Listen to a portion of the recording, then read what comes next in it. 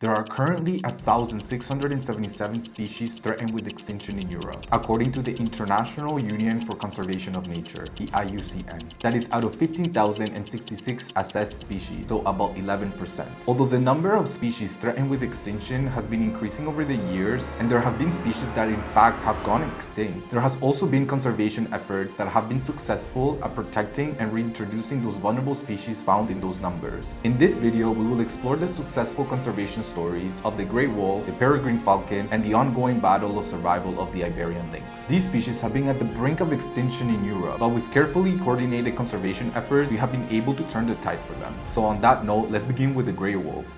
The most dramatic decline of the grey wolf happened in the 19th and 20th centuries. In the 19th century, there was significant change in the way that land was used, agricultural practices, and the expansion of human settlements. Wolves were often perceived as a threat to livestock, and this led to the widespread of hunting and extermination campaigns. By the 20th century, due to these reasons, the grey wolf was predominantly extinct in various European countries. So what changed? As our understanding of ecosystems and the ecological roles of predators evolved, there was a growing recognition of the important role that the wolves played in maintaining a healthy ecosystem. Conservation programs then began taking place, as well as legal protections in the late 20th century and in the early 21st. For example, the region focused, and still does, on protecting the habitats of wolves so that their populations can thrive. Reintroduction programs have also taken place. These programs release captive bred wolves into suitable habitats where they had previously been eradicated. Although the Eurasian Grey Wolf has been recovering at a good pace, with approximately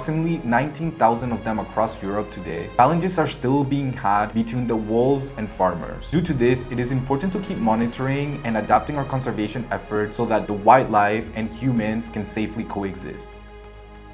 Around the 1960s and 70s, the fastest animal on Earth, the peregrine falcon, faced serious threat of extinction in Europe. Their decreasing population was mainly due to a deadly pesticide, DDT. DDT was widely used in agriculture and pest control during the mid-20th century. When DDT was sprayed on crops to control insects, it entered the food chain. Peregrine falcons, being at the top of the food chain, were exposed to the pesticide through their prey. DDT interferes with the calcium metabolism of animals. When female falcons laid their eggs, the result was eggshells that were extremely fragile and were not thick enough. This made it easier for the eggs to break during incubation. So what changed? As conservationists and scientists started noticing the connection between DDT and the decrease of falcons, they took action. First, DDT was banned or strictly restricted. Conservationists also started protecting the habitat of the peregrine falcon, especially nesting sites. Captive breeding programs were immediately introduced to address the threat of extinction. As a result of these conservation efforts, the populations of peregrine falcons have rebounded in Europe today, and the species is no longer at risk of extinction. By the way, if you're enjoying the video, make sure to like it down there and subscribe to the channel to have more content like this.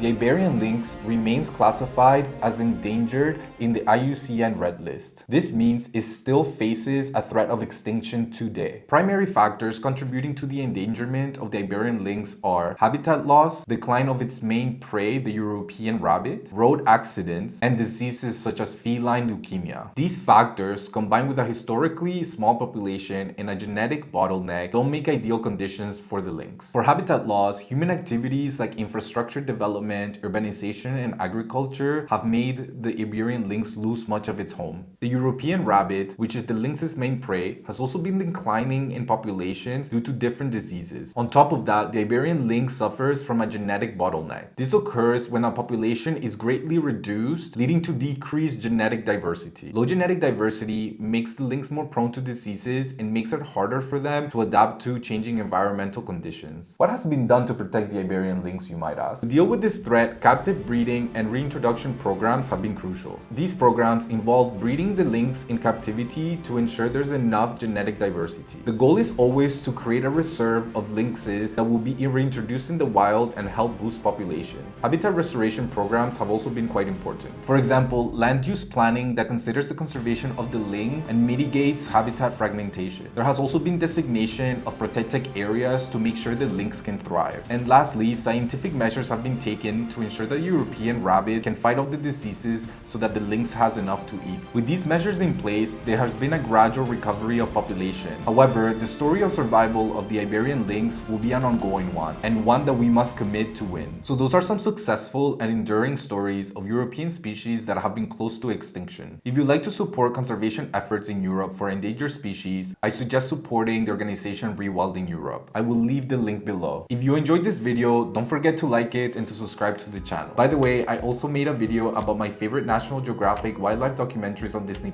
You can find that video here. Until next time!